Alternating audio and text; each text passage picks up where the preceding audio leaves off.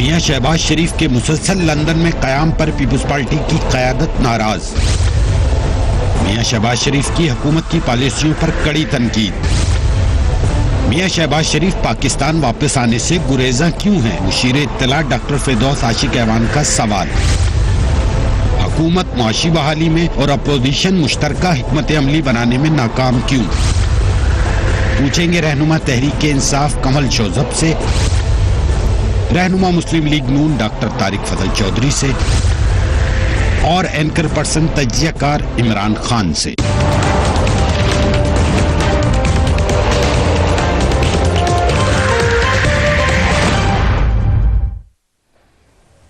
And a very warm welcome to the show. गुज़श्ता 1.5 साल से तहरीक इंसाफ हुकूमत में तो है ही, मगर साथ ही साथ इस 1.5 साल में मुल्क की मईशत की पेचीदा उलझने भी बढ़ती जा रही हैं, जिनको सुलझाने की कोशिश कर रहे हैं मगर अभी तक कामयाब नहीं हो सके। दूसरी जानिब अपोजिशन इस अरसे में हुकूमत के खिलाफ मुश्तरका लाहे अमल बनाने की तगतो में नजर आ रही है, मगर उसको भी कोई खातिर ख्वाह कामयाबी नहीं हो रही। हमने शुरू में देखा कि अपोजिशन में से कुछ लोगों की इकट्ठे आवाजें आई, फिर अलग अलग डिसीजंस हुए, फिर इंतशार नजर आया। एक वक्त वो था जब मौलाना फजल रहमान अपने धरने के दौरान अपोजिशन जमातों को कोशिश करते रहे कि वो इकट्ठी हो जाए, मगर बिलाखिर मौलाना फजल रहमान भी बहुत मायूस हुए। मुल्क की सबसे बड़ी अपोजिशन जमात मुस्लिम लीग नून की क़यादत इस वक्त लंदन में है। अपोजिशन लीडर मियां शहबाज शरीफ की अदम मौजूदगी में पीपल्स पार्टी भी अब नाराज नजर आ रही है। बिलावल भुट्टो साहब ने शिरकत की, इवन PMLN को सिलेक्टेड कह दिया। नवाज शरीफ साहब को उन्होंने कहा कि सिलेक्टेड है।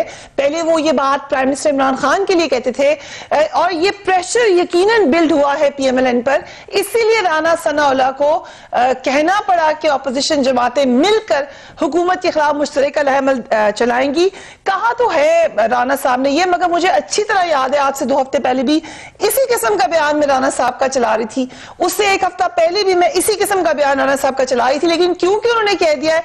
सो लेट्स वॉच राना साहब अगेन। जिस हुकूमत ने इस मुल्क की इकॉनमी का बेड़ा गर्क कर दिया है, इस मुल्क की इकॉनमी को जिस तरफ वो लेके जा रहे हैं, अगले 6 माह बाद बकौल चौधरी शुजात भी और बकौल बहुत सारे एनालिस्ट के कि कोई आदमी पे भी तैयार नहीं होगा। हम चाहते हैं कि अपोजिशन जो है वो मिल के बैठे और बैठ के कंसेंसस के साथ जो है वो न सिर्फ अपोजिशन फैसला करे इस सूरत हाल से मुल्क को निकालने के लिए। ये हुकूमत तो 5 माह नहीं पूरे कर सकती। मासवाए बदतरीन इंतकाम के और लंगर खाने खोलने के और लोगों को भैंसे, कट्टे, अंडे, मुर्गियां तकसीम करने के, आप मुझे बताएं कि 1.5 साल में इन्होंने किया क्या है। और इसी किस्म की तनकीद मुस्लिम लीग नून के सदर और शहबाज शरीफ साहब ने भी लंदन में बैठकर हुकूमत के खिलाफ की।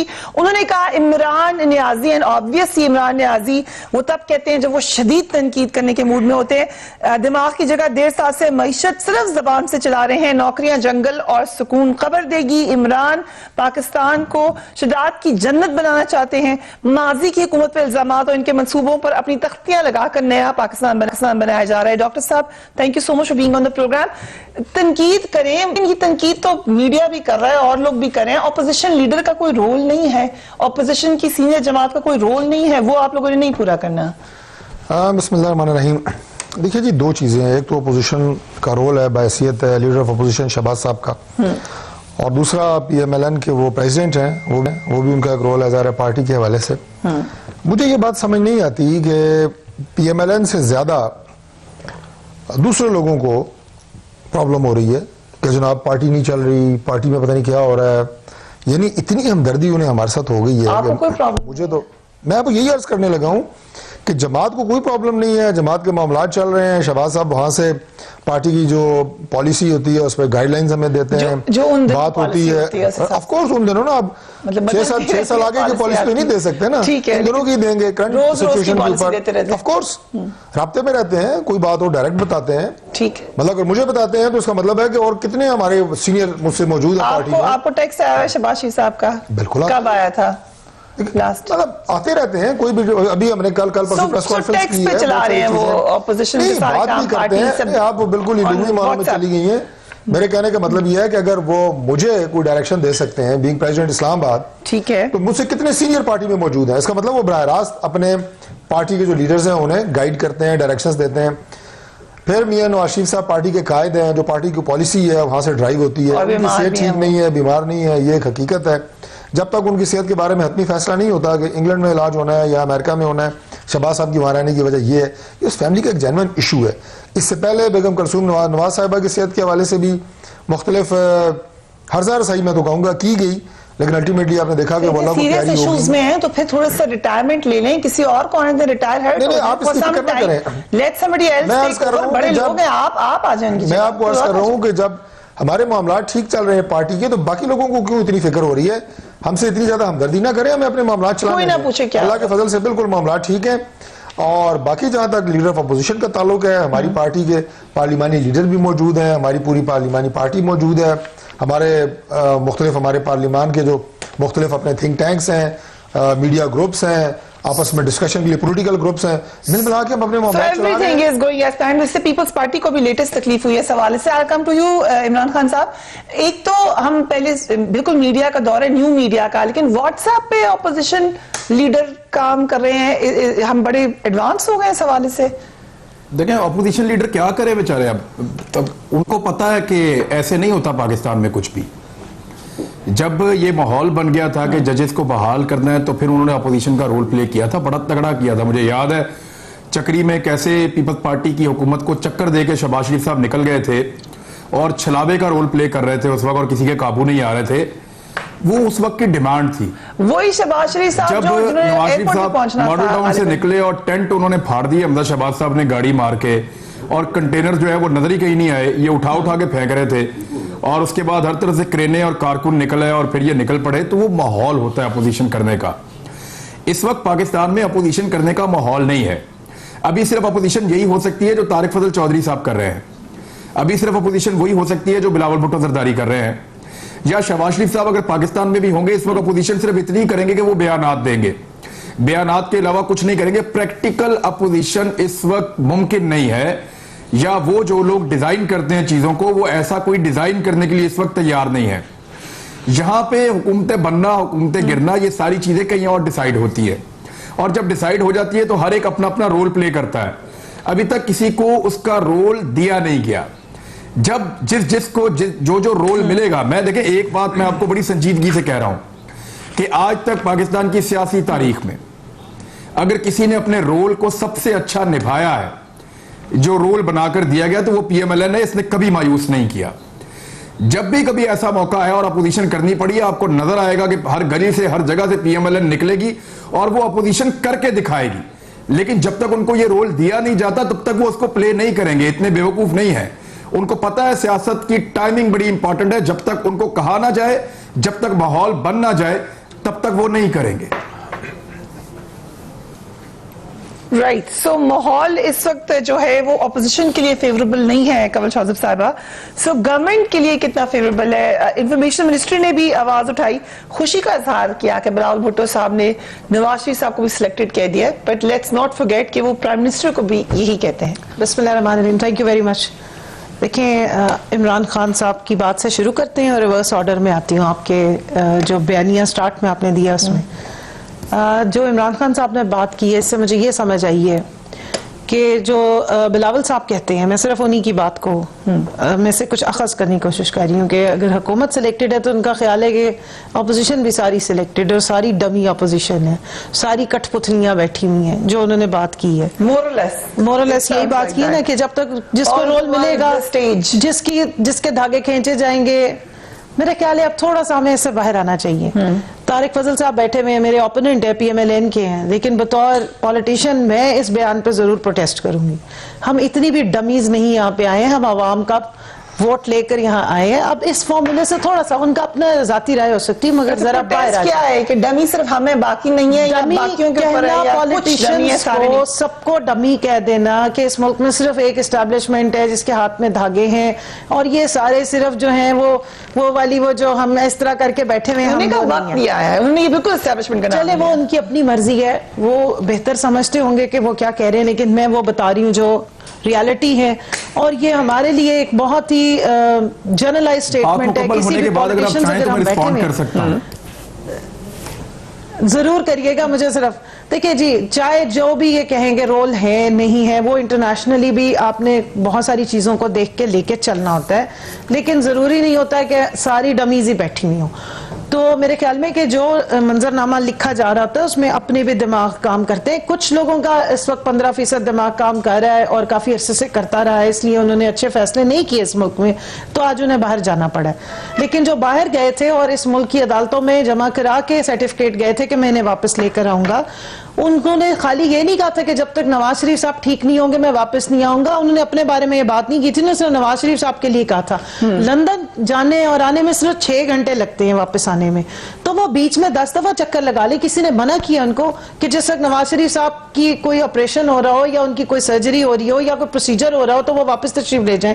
लोग यहाँ सुबह आके 2 दिन में 1 दिन बाद लंदन वापस चले जाते हैं। लंदन जाना है ना, दुनिया के दूसरे मुल्क में तो कहीं और किसी कोने में नहीं जाना है। और जहाज रोजाना आ रहे हैं, तो माशाल्लाह PIA की फ्लाइट तो क्यों नहीं आ रहे फिर वो? फिर तो उनकी बात जी, अब वो चौधरी शुगर मिल्स का मसला, टीटीओ के मसले और मसले मसाइल, तो मेरे ख्याल में उनको थोड़ा सा हिम्मत करनी चाहिए। तारिक फजल साहब कह रहे थे कि किसी को क्या प्रॉब्लम है हमारी पार्टी से। प्रॉब्लम इसलिए है कि वो स्टेक होल्डर है, वो लीडर ऑफ द ऑपोजिशन है। असेंबली जब चल रही होती है सेशन में 1 दफा आ जाए, 2 दफा आ जाए। लंदन से आने में मैं प्राइम मिनिस्टर तो आए हैं, जिस दिन टर्किश आपका प्रेसिडेंट आया हुआ था पूरा असेंबली हॉल भरा हुआ था, अगर सीट खाली थी तो लीडर ऑफ द ऑपोजिशन ठीक है, उस दिन आ जाते 2 घंटे के लिए आ जाते। मुझे ब्रेक पे जाना है, लेकिन इमरान खान मुझे जरा अभी नहीं, अभी मेरी आपने जो बात की थी मुझे उसका रिस्पॉन्ड करना है। राना सनाउल्लाह साहब ने कोई बड़े बयान दिए हैं, मैं सुन रही थी इकोनॉमी के बारे में। उनको मैं याद करा दूं, 1982 में एक फाइनेंस मिनिस्टर हुआ करते थे पंजाब के, उनकी एक्सपर्टीज और उनके जो मेहरबानियां उस दिन से शुरू हुई हैं इस मुल्क में। मियां मोहम्मद नवाज शरीफ साहब फाइनेंस पढ़ के आए थे, बहुत जबरदस्त फाइनेंस पढ़ के आए थे, पूरे मुल्क का फाइनेंस उनको आता था।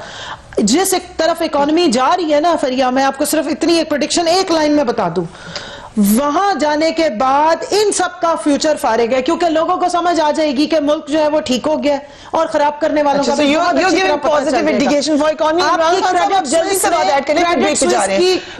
कल ही आई है आपकी रिपोर्ट, वो देख लीजिए क्या कहा। क्रेडिट स्विस ने क्या कहा है। Right after the break Imran साहब आप कुछ कहना चाह रहे थे? बिल्कुल यकीन ना होता है इस बात पे कि किसी का कोई रोल नहीं है तो इनके एक मुअज़्ज़िज़ वजीर जूता उठा के एक पॉलिटिकल शो में ना आते।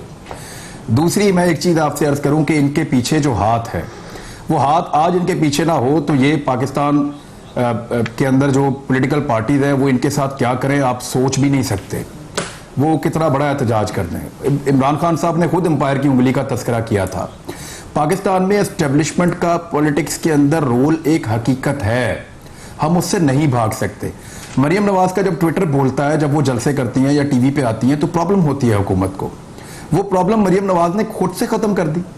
वो क्यों अपना ट्विटर नहीं चला रही, क्यों बात नहीं कर रही? वो इसलिए बात नहीं कर रही, वो किसी को प्लीज करना चाह रही, किसी को खुश करना चाह रही, हुकूमत को खुश नहीं करना चाह रही। वो किसी और के मैसेजेस हैं, कहीं और से चीजें टैकल होती हैं। उन्होंने कहा जी आप खामोश रहिए, हम देख रहे हैं मामलात, और मामलात देखे जा रहे हैं। देखिए मैं आपको एक चीज आपको अर्ज करूं कि इसी PMLN के आज आप हाथ पांव खोल दें और एक डिजाइन बना दें कि आपने हुकूमत को नाको चने चबवाने हैं, ये चबवा जाएंगे, मसला ही कोई नहीं इनके लिए। इस बात को मान लें कि पॉलिटिकल पार्टीज पॉलिटिक्स जरूर करती हैं, लेकिन पाकिस्तान जैसे मुल्कों के अंदर और फोर्सेस भी होती हैं और मेरे ख्याल में होनी भी चाहिए। अगर यहाँ पे सारा कुछ अगर ये खुद ही से करना शुरू कर देंगे तो मेरे ख्याल में जिस अंजाम को हम नहीं पहुंच रहे जल्दी पहुंच जाएंगे। मैं उस जो है वो मुदाखलत के खिलाफ नहीं हूं, लेकिन वो मुदाखलत मौजूद है, ये बात सच है। राइट ओके, बट होगी कॉन्स्टिट्यूशन के खिलाफ। हम आपके पास आते हैं, एक वक्फा ले रहे हैं, लेकिन नाको चने चबवा सकती है PMLN अगर उनके हाथ बंधे ना हो। वेरी इंटरेस्टिंग, इस पे मैं पूछूंगी भी जरूर कि क्या क्या तरीके हो सकते हैं, कौन कौन से वो लूप होल्स हैं जहां पे अपोजिशन इस वक्त आ सकती है लेकिन अपोजिशन नजर नहीं आ रही। जो बात कह रहे हैं इमरान खान साहब, हमने देखा मौलाना फजल रहमान के धरने के दिनों में भी मौलाना फजल रहमान को लगा कि he was literally stabbed in the back, और उन सब में तमाम अपोजिशन जमातों से, खासतौर पे PMLN और पीपल्स पार्टी से उनको ये लगा। We will take a break and will be right back.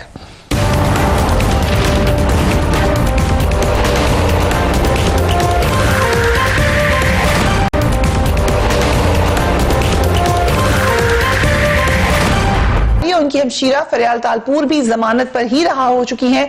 ये तमाम वो शख्सियात हैं जिन पर वज़ीर आज़म इमरान खान करप्शन के इल्जामात लगाते थे और ये भी कहते थे कि ये बड़े बड़े डाकू हैं, लेकिन ये तमाम अफराद जमानत पर रहा हो चुके हैं। हैरत यह है कि अभी तक प्राइम मिनिस्टर बड़े चोरों को ना छोड़ने के दावे करे हैं। Let's watch the prime minister. जिस तरह हमारे मुल्क में होता रहा है, छोटे करप्ट लोगों को पकड़ते रहे हैं और बड़े बड़े डाकुओं को छोड़ते रहे हैं, उसके नतीजे में यहां चोरी बढ़ती गई है, करप्शन बढ़ती गई है। ये हमारी हुकूमत पहली दफा हुकूमत आई है जो बड़े बड़े डाकुओं को हाथ डाल रही है। ये पहली दफा हुआ है और इससे इंशाल्लाह आप देखते रहेंगे करप्शन नीचे जानी शुरू होगी। कंवल साहब, कोई और आप लोगों ने लोग आइडेंटिफाई कर लिए हैं? तो कोई नए लोग होंगे? देखिए फरिया, दो तीन चीजें हैं, मुझे जरा क्विकली उसको भी रिस्पॉन्ड करने दें। राना सनाउल्लाह की आपने शुरू में स्टेटमेंट सुनाई है और अक्सर इनके लोग हंस रहे होते हैं। अभी तारिक साहब भी कह रहे थे कि इकोनॉमी के बड़े बुरे हालात है, लोग बेचारे रोएंगे, अल्लाह ना करे कि लोग रोएं। दो चीजें हैं जिनको मैं फौरन रिस्पॉन्ड करूंगी। एक तो ये जो भैंसे, कट्टे और जो मुर्गियों का नाम ले लेके हमारी 45% जो पंजाब में रूरल आबादी है उनकी बूदोबाश और मईशत का मजाक उड़ाया जाता है। दूसरा, आपकी एग्रीकल्चर की 57% लाइफ स्टॉक पर डिपेंडेंट है। एग्रीकल्चर ऑफ पाकिस्तान की जीडीपी का 11.7% आपका इस लाइफ स्टॉक से और दूध से निकल रहा है। आप कैसे मजाक उड़ा सकते हैं? सुबह नाश्ते में जब आप चाय पीती हैं या साइड पे भी जो रखी है इसमें दूध नहीं डलता क्या? सुबह के अंडे नहीं खाते, ब्रेड खाते हैं, बीट आप यूज करें। ये सारे एक वहां की बूदोबाश और एक मईशत का हिस्सा है जहां से मेरा भी ताल्लुक है। और वहां पर आवाम जिस तरीके से रहती है उनका ये शहरों में रहने के लाइफस्टाइल से 180 डिग्री ऑपोजिट है। वहां पर अगर आपने किसी को 60,000 में कारोबार शुरू करा के दिया है तो उसकी जिंदगी बदल जाती है, पूरी पॉवर्टी, बिलो पॉवर्टी लाइन से वो बाहर आते हैं। So you have a plan economy पे, यू हैव अ प्लान। बाकी लंगर खानों की बात यू डू राइट। रियासत मदीना के मॉडल को हमने से जहन में रखा है और इंशाल्लाह हमारी पूरे दिल में हमारी उम्मीद है और हमारी पूरी कोशिश है कि हम उस मॉडल को फॉलो करें। हमारे नबी पाक सल्लल्लाहु अलैहि वसल्लम और हमारी किताब कुरान पाक में हर जगह किसी गुनाह का कफारा, किसी और अच्छाई नेकी सबसे ज्यादा क्या काउंट होती है? भूखे को खाना खिलाना। तो आप जो काम आपके अल्लाह और रसूल का हुक्म है उस पर तनकीद करते हैं कि लंगर खाने खोल दिए। 1.5 घंटे की प्रेजेंटेशन तो फवाद चौधरी ने प्राइम मिनिस्टर को दी है कि ये इससे बेहतर है कि आप पेट्रोल की कीमतें कम कर दें। कुछ पेट्रोल की वो बिल्कुल मैं उससे एग्री नहीं करती। कह रहे हैं कि आपका काम कह रही नहीं है, मैं उससे एग्री नहीं कर रही। हो रही है तो ये तो कर सकते हैं। आपको बयान बता सकती हूं अपने कैबिनेट के अंदर। Sir let me respond. जब आप टारगेटेड सब्सिडीज देते हैं उसका फायदा होता है। जब आप पूरे पेट्रोल की कीमतों में एकदम सारे में कमी करेंगे, जो तारिक फजल चौधरी साहब की बात लैंड क्रूजर खड़ी है या मेरी सिविक खड़ी है उस पे भी अहसास के ऊपर अपनी कैबिनेट गलत कर रहे हैं, उनकी ओरिएंटेशन शायद ठीक नहीं होगी। आप टारगेटेड सब्सिडीज देते हैं जैसे हमारे मुल्क की मईशत और हालात है, हमारे पास इतना गुलछर्रे जैसे पहले उड़ाए गए उस तरह उड़ाने के लिए पैसे मौजूद नहीं है। टारगेटेड सब्सिडी दी जाए, उन्हीं लोगों को दी जाए जिनका वो उस ब्रैकेट से नीचे है। ठीक है। अच्छा, करप्शन की आप बात करिए, बिल्कुल आपने देखा है कि करप्शन को रोका गया है, डर है, डंडा मौजूद है, चाहे जैसे भी है, इसकी वजह से लूप होल्स को बंद किया गया, इकोनॉमी डॉक्यूमेंट की गई और उससे ये हो रहा है कि एटलीस्ट कोई मेगा स्कैंडल्स नहीं आ रहे। और फैटफ ने अभी जो हमने 27 में से 14 चीजें पूरी की है, आपको मैं सिर्फ मेन उसके 2 पॉइंट्स बता दूं। Hold your thought here because हमें फिर ब्रेक पिछले जाना पड़ेगा। एक सेकंड सिर्फ दीजिएगा। एक उसमें टेरर फाइनेंसिंग थी, दूसरी मनी लॉन्ड्रिंग थी नंबर 1 पे। और मनी लॉन्ड्रर्स कौन थे? इमरान खान ने नहीं पनामा पेपर छापे हैं, पनामा पेपर पनामा से छप के आए थे। ठीक है, लेकिन मनी लॉन्ड्रिंग के लिए 1140 अरब के अगर केसेस हैं, 1140 अरब के जरदारी साहब और उनकी टीम के ऊपर है। 32 फेक अकाउंट्स में से पैसे निकले, इमरान खान ने नहीं निकाले। ये यहाँ जो इमरान खान बैठे हैं वो शायद आपको ज्यादा बेहतर बताएंगे। जो यहाँ इमरान खान साहब बैठे हैं, इमरान खान साहब, ये एक हकीकत है कि पिछली दफा जब मिफ्ता इस्माइल साहब फाटफ का केस लेके गए थे तो वहां पे ये बात कही गई थी ऑन रिकॉर्ड कि मनी लॉन्ड्रिंग में आपके सीनियर सियासतदान शामिल हैं, सीनियर अहम ओहदेदारान शामिल हैं। It was the problem for them. 2013 में के हवाले से क्या हम अब 14-15 नंबर पे आए हैं, 25 हमें चाहिए थे, कुछ फर्क पड़ा है क्या? हमने पकड़ लिए बड़े बड़े चोर को? इंटरनेशनल इकोनॉमिक रिफॉर्म एक्ट आया था जिसमें बेनामी को लीगलाइज किया गया था। जी मैं जवाब देता हूं आपको। 2013 में मियां नवाज शरीफ साहब ने, आपको याद होगा, फ्री हम सबको बुलाया था प्राइम मिनिस्टर हाउस में और बताया था कि पिछली हुकूमत ने कितनी लूटमार की है बिजली में। मुसद्दिक मलिक साहब ने Yes. हमें एक बड़ी जबरदस्त ब्रीफिंग दी थी। मुझे आपका सवाल भी याद है। वहां मैंने एक सवाल किया था, 5 साल मुझे परवेज रशीद साहब ने और मियां नवाज शरीफ साहब ने प्राइम मिनिस्टर हाउस में नहीं घुसने दिया। एक सवाल के जवाब में मियां साहब ये कह रहे थे कि इन्होंने लूट लिया, करोड़ों लूट लिए, अरबों लूट लिए। मैंने सवाल ये किया था, मियां साहब आप नाम बता सकते हैं किसने लूटा? आप प्राइम मिनिस्टर हैं, मैं ये नहीं जानना चाहता कि कितना लूट दिया, मैं जानना चाहता हूं कि किस किस ने लूटा, कितना कितना लूटा, और आप रिकवर कैसे करेंगे और किस तरह आपके पास उसका कोई मैकेनिज्म है? अगर आप नहीं रिकवर करेंगे तो क्या गारंटी है कि कल को ये लोग लूट मार नहीं करेंगे जो आपके साथ बैठे हैं? उनको ये इतना बुरा सवाल लगा कि 5 साल फिर मैं प्राइम मिनिस्टर हाउस में नहीं गया, 3 साल उन्होंने नहीं आने दिया, फिर 2 साल मैं खुद भी नहीं गया। अब बात यह है कि मैं ये नहीं सुनना चाहता मौजूदा हुकूमत ने कि लूट लिया, बर्बाद कर दिया, डबो दिया। अब इनको 1.5 साल हो गए, मुझे मेरे 5 सवालों के जवाब दे दें। नंबर 1, कितना पैसा अब तक इन्होंने रिकवर कर लिया है मनी लॉन्ड्रिंग का जो पाकिस्तान से बाहर गया था, किस किस मुल्क से और किस किस तरीके से वापस आया है? नंबर 2, किस किस को इन्होंने मनी लॉन्ड्रिंग के अंदर और इन चीजों के अंदर अपने नए केसेस बना के, पुराने केसों की बुनियाद पे नहीं, नए केसेस बना के अपनी इंक्वायरियों के मुताबिक इन्होंने सजा दिलवाई है?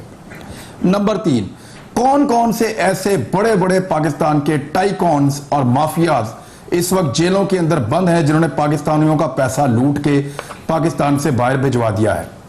नंबर 4, ये मुझे क्या एक लिस्ट जारी कर सकते हैं कि किस किस ने कितना कितना पैसा किस किस दौर में किस किस तरीके से मनी लॉन्डर किया है? अभी तक इन्होंने वो भी नहीं किया। नंबर 5, इन्होंने कानून बेहतर करना था, जो कानून मौजूद था नैब का उसको इन्होंने कर दिया खत्म। इस वक्त पाकिस्तान में कोई ऐसा कानून नहीं है जो माफियाज को या व्हाइट कॉलर क्राइम करने वालों को हाथ डाल सके। ब्यूरोक्रेसी के बगैर कोई जुर्म कर नहीं सकता, करप्शन कर नहीं सकता, ब्यूरोक्रेसी वैसे ही आजाद है। इन्होंने किया क्या? कुछ टके का काम बताएं इन्होंने किया हो, जाना पड़ा है, टके का काम बताएं इन्होंने किया हो। We will ask them after the break and doctor साहब से पूछेंगे right after break।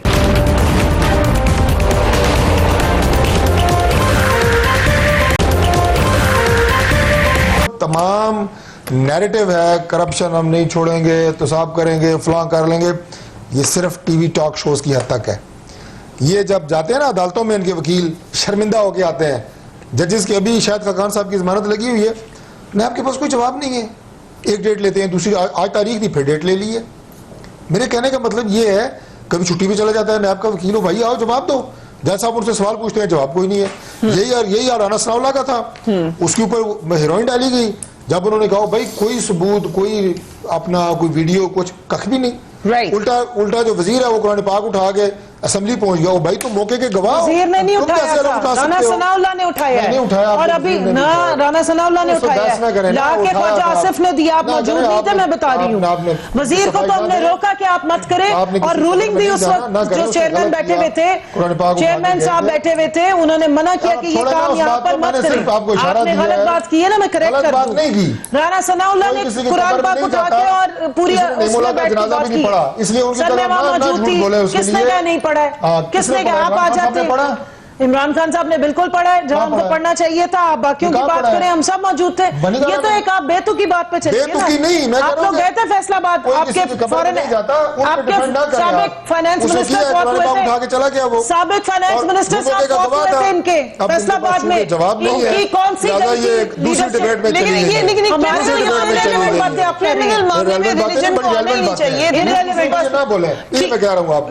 लेकिन क्रिमिनल मामला तो क्रिमिनल मामला है ना, उसमें तो हमने देखा कि सुप्रीम कोर्ट ने जो रूलिंग दी क्या वो गलत थी?